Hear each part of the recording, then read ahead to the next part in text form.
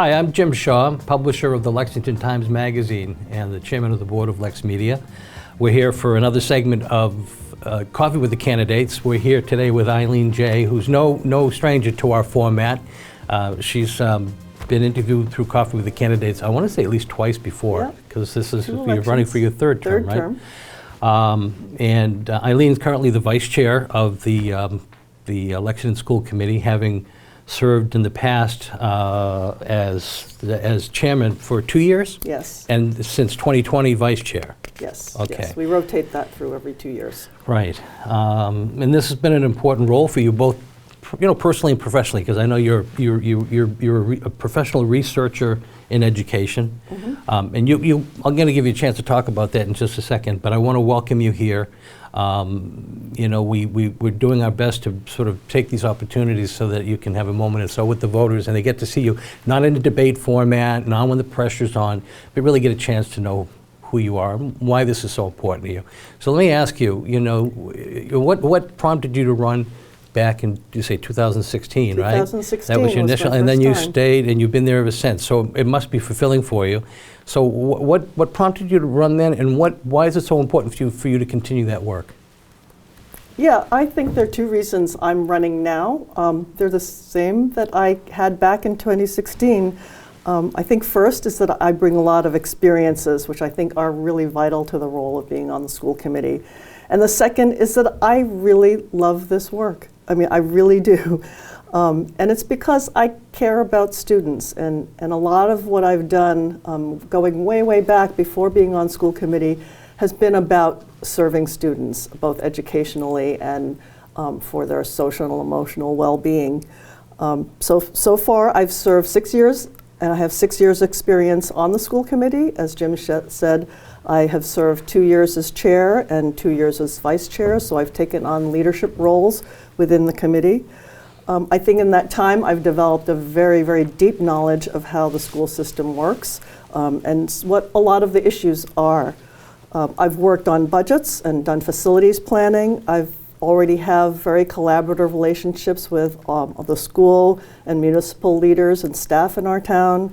I've done many years of listening to students and community members about concerns and issues they have.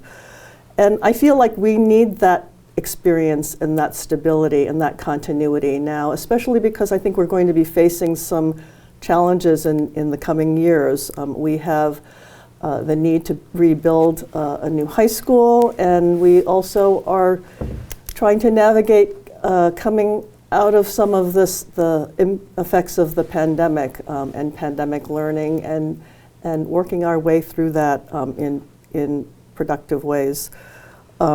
I've lived in Lexington for 27 years. I have 2 children who went through the entire school system from K to 12. I was actively involved in the schools, assisting in classrooms, being on site councils at Clark Middle School and the high school. So I've been involved with the schools for over 20 years. And I know the system really well. And I also understand the concerns of parents and of citizens as a resident and a taxpayer myself. Professionally, I'm an educator. I have a doctorate in education from the Harvard Graduate School of Education. There I studied critical and creative thinking, did some work in science education, wrote several books and professional articles. And I use that professional experience in my work on the school committee. I have a huge passion for education. I think about it all the time. I've thought about it for many years.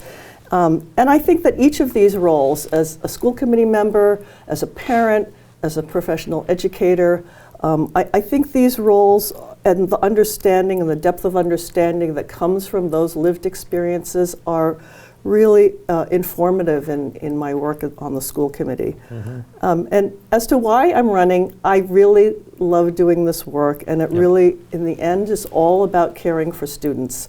Going way back, I've been passionate about education.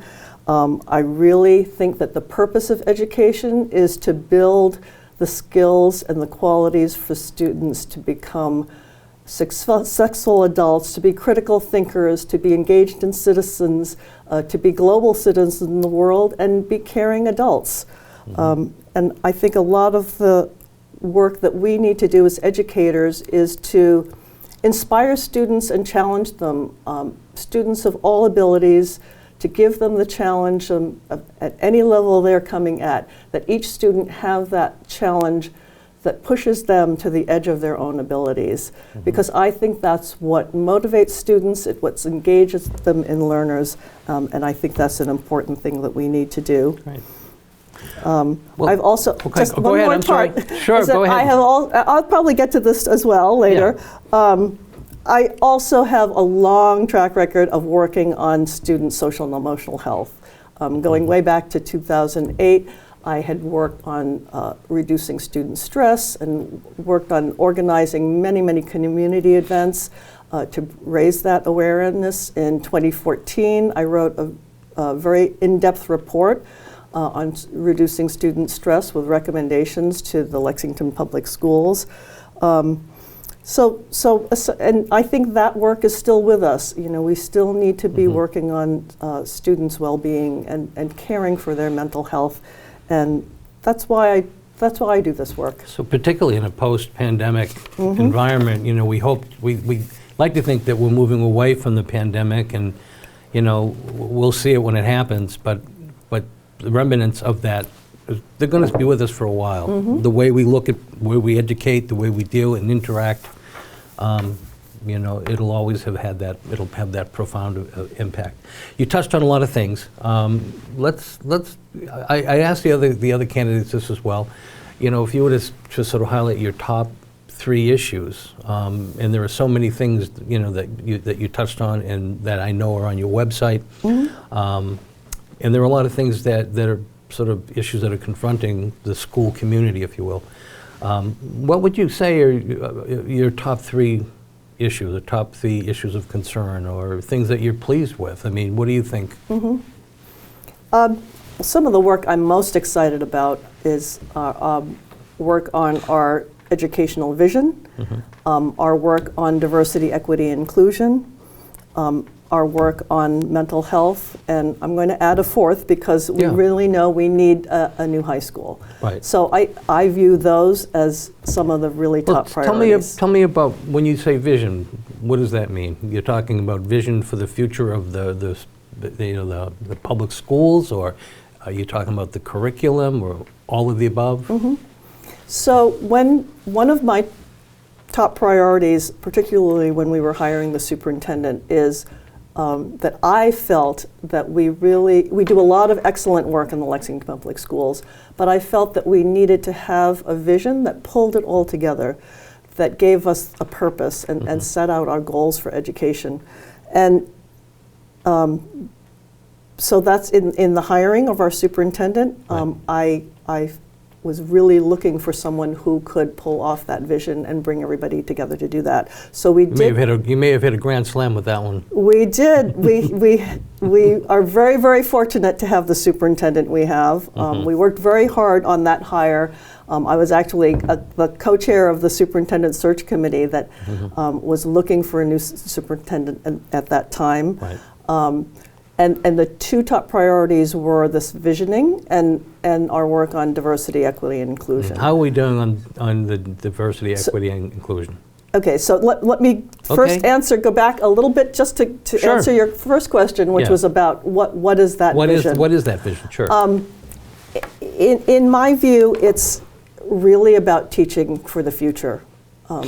We have students for a limited amount of time, K to 12, but it's really about setting that stage, setting the foundation, giving them the skills to be informed citizens, the skills to learn how to discern information, what's reliable, what isn't, the critical thinking skills to know how to be an engaged citizen and understand information that comes through, how to use what they know in novel situations, that their skills be transferable, that they know how to collaborate with other people. I mean, all of these are skills they'll need for the workplace and for being engaged adults. Can I just ask you one question just before we go? Yep. I know you're going to continue on Sure. that. I've heard the term falling through the cracks.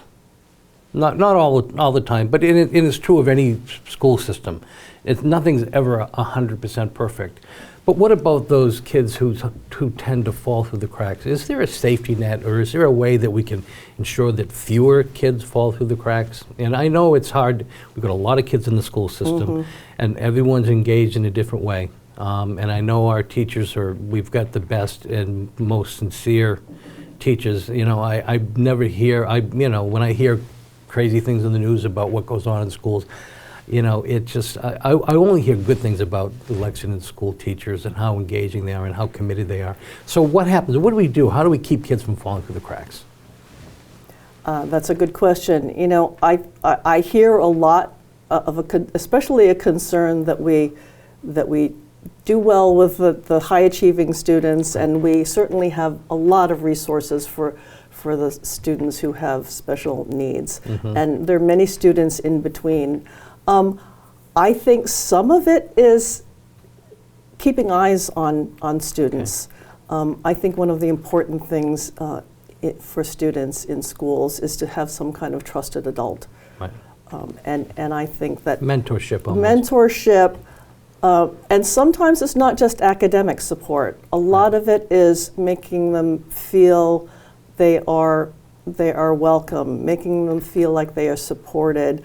Little things that just give them a relief from the stress of their day-to-day lives. And a little bit more confidence, maybe, about moving forward in life. Because life is a scary thing. Yeah. It sure is, at that age. Yeah. At my age, can be a scary thing. But I think it's important. I think your points are well taken. So on the vision thing, I didn't mean to interrupt, but I just wanted to get that, because as the vice chair and a former chair, you've been in a position to deal with that, and it's a good thing that you have a thought on that. So in terms of the vision, our superintendent is meeting the challenge. Yes, I think so, and it's some of this work is going to be kind of re-looking at what we do with our curriculum. I think some of the things that we'd love to be able to do, and part of this is we're going to be looking at the graduation requirements. We're going to make it easier for kids to have choices, to pursue their passions. And I think, as I said, I think those are great motivators for kids if they're able to engage in something that they care about. I think connecting some of the learning to real world situations is also helpful. You know, I think sometimes it's very easy in teaching and learning to just focus in on the tests that I need to take. But how does that apply? You know, how does that apply to my real life? So I think that's really I've heard it 100 times. I never use algebra in my real life. Right. But I see. Let's go on to other topics, because I see we're really, we've got time. Go ahead. But what's your next issue? So the diversity, equity, inclusion work I think is really, really important work. One of the most exciting things we're doing now is we're developing a diversity, equity, inclusion curriculum. That's going to mean teaching and integrating into our current curriculum the histories, the stories, the contributions of various groups. This means ethnic groups, religious groups, gender identities. So that's vital for both students in seeing themselves reflected, but I think it's vital for all students to have that be part of their learning. Are we making headway there? Another piece of that, we're designing that curriculum now this year and next year for implementation the following year. And I think another vital piece of that work is discussing, having students learning in early ages about their own identities, sharing their identities with others, understanding some of the differences, learning how to work with one another, how to, as they get older, have more discussions about what does it mean? What does equality mean? Where do we see injustices in the world? What can we do about it as young people and eventually later as adults? I think that's such a vital piece of making it possible for students to become culturally understanding and we live in a global society. I think it's a very important approach to life for students. Sure is. You mentioned the high school. Yes. As an important issue. It's going to be probably the single most important financially that the town will grapple with. You know, you've finished the fire department. We're in the process of finally moving forward with the police station. Yes. But all that's going to pale in comparison to the cost of this, and I know cost of a new high school. And I know we're waiting to hear back from the school building assistance program to see whether or not we're moving forward sooner than later. So where does that stand, and what's your take on it? So we have promising news. We won't hear the actual news from the MSBA to see whether we're accepted for the state program for reimbursement. And the amount of reimbursement is significant. It can be as much as 30% of the cost.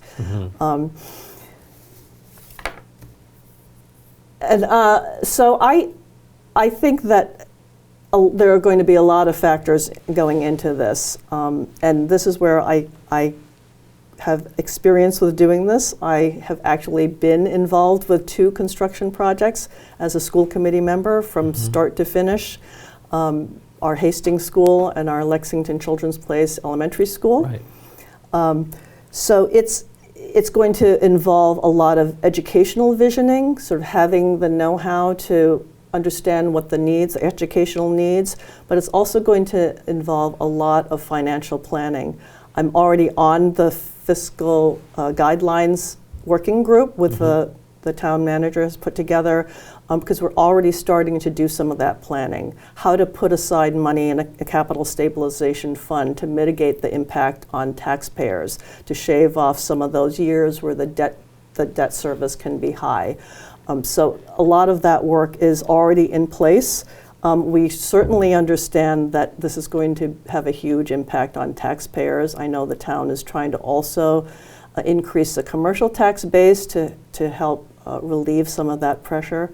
I think it's going to be vital to have school committee members who are able to work with the community and help them understand the needs of the new high school, the educational needs, the building needs, the facility needs.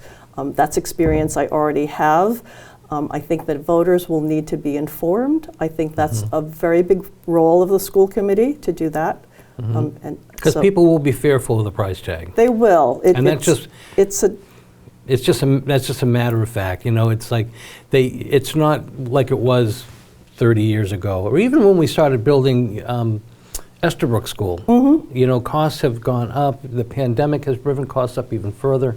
So people need to brace. But it's something, as I spoke earlier with one of the other candidates, we can't continue to kick the can down the road because it's just going to cost more the longer we put this off. Yes, yes. And I would say also a little shout out to my friend Norm Cohen. You were talking about, you know, the way they deal with bonding and the money they save and putting the, you know, the rainy day fund and making sure, you know, they did a lot of that stuff. You know, Norman was quite involved in all of that back when, you know, when there was concern about the bond rating, and one of the things they said is you need to have a better rainy day fund, and he's worked out ways, you know, when he was on the Board of Selectmen to do a lot of that. So it's amazing how what you do years ago can have a positive effect years down the road. So I think that will help us in this regard. Yes. Do you feel like we're in the place to do it? The high school?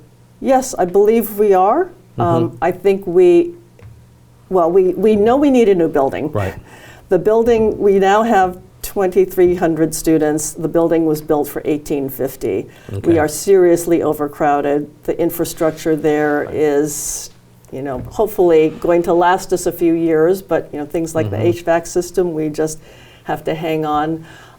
We also need it because educationally, we need a building that works for 21st century learning. Right. And what we have is an old building that isn't necessarily set up for that. We need to rethink. I think it's an opportunity to rethink our educational model and have a building that will suit that model. It's also a safety concern. Right. You know, I think we have a campus that's spread out now. I think nowadays, fairly open, right? A very open campus nowadays. I think for security, we need a tighter building.